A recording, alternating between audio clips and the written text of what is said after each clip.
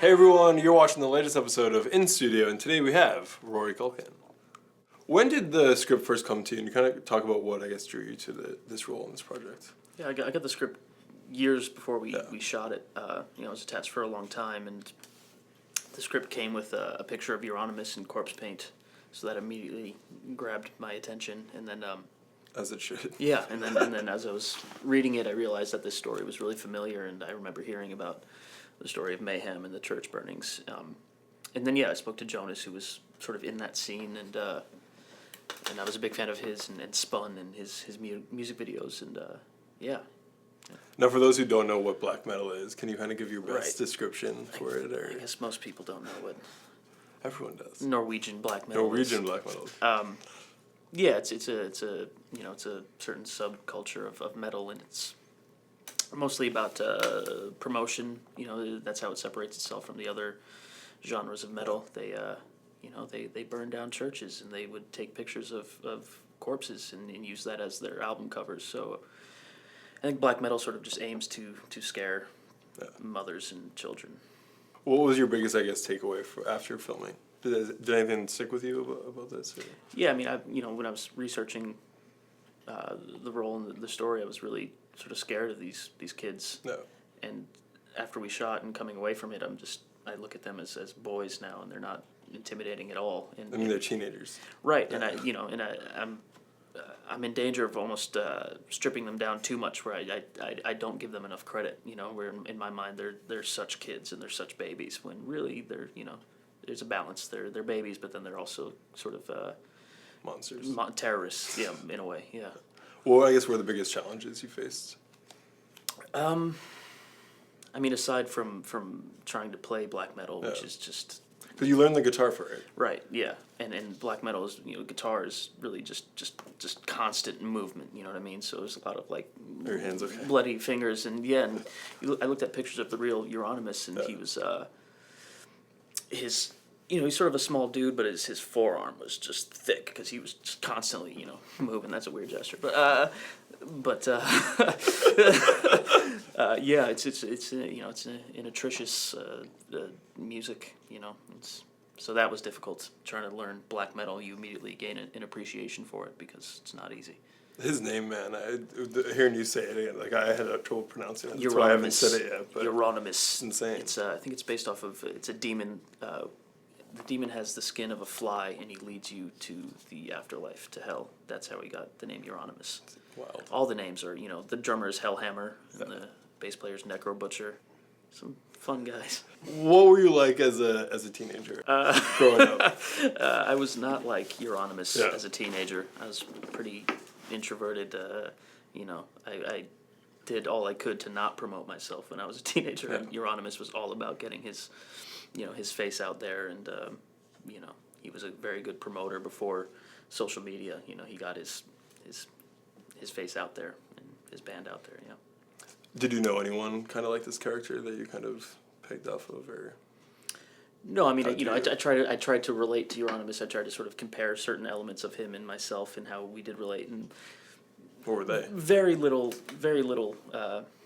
in common with him, but like simple things like I have this friend who's really quiet, but he's really funny, and he'll test a joke out on me, like when we're around people, and I'll steal it immediately.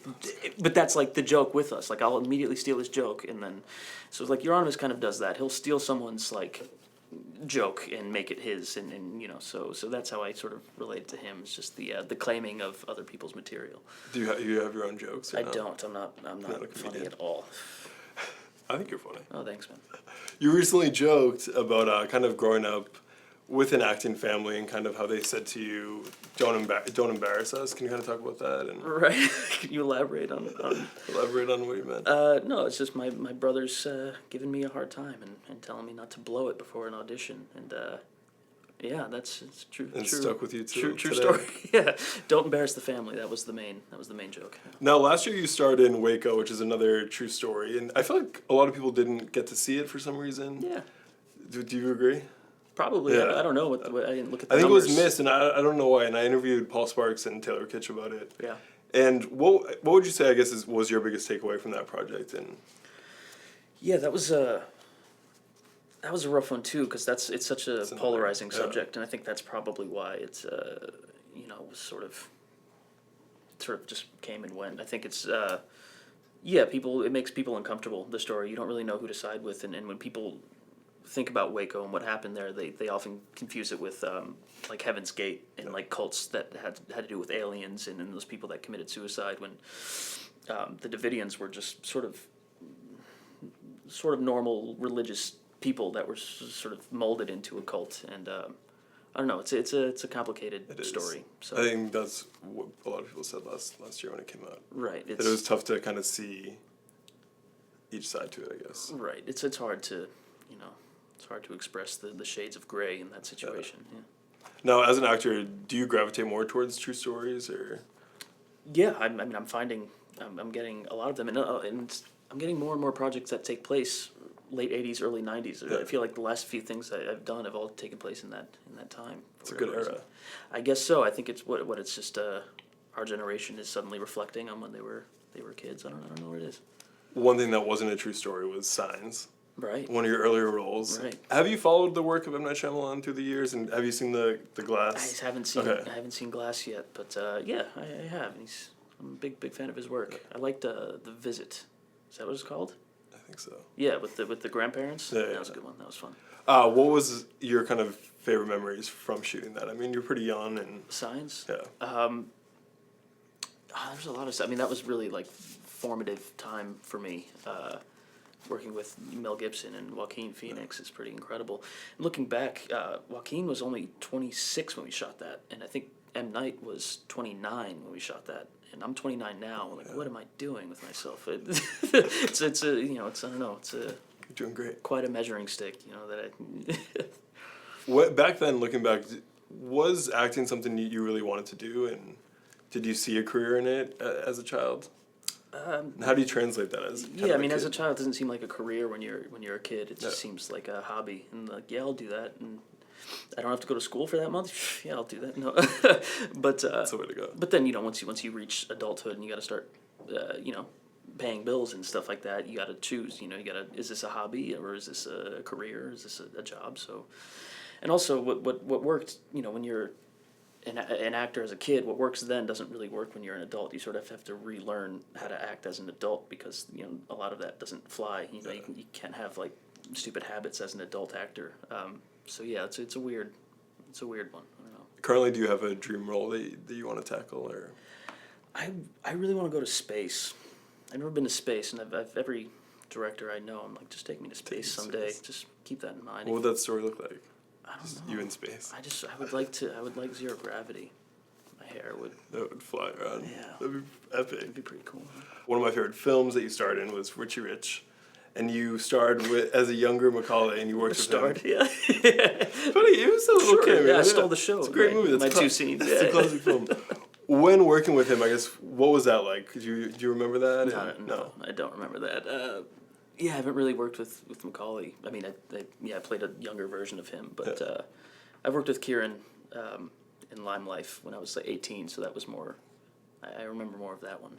What was the dynamic like, I guess, on set? It was cool. I was worried that we wouldn't be able to like keep a straight face on set together. I wouldn't be able to take him seriously. But as soon as you get into it, you sort of, look at him as any other actor. Yeah.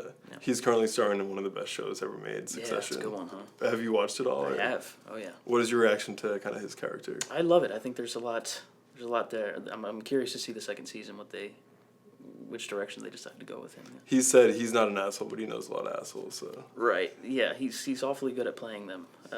So should tell you something, I guess.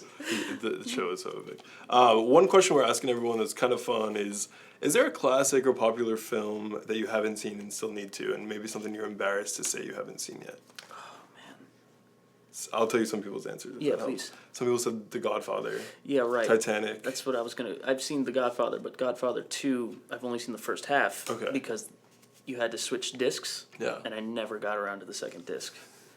So I haven't finished The Godfather 2, which is supposed to be the better one. It's a better one, yeah. But I love the first one. I can't imagine it's better than that. But what you should watch is Lords of Chaos, now in theaters. Thank you so much for being here. Yeah, this was great. Man. Thank you. It was fun.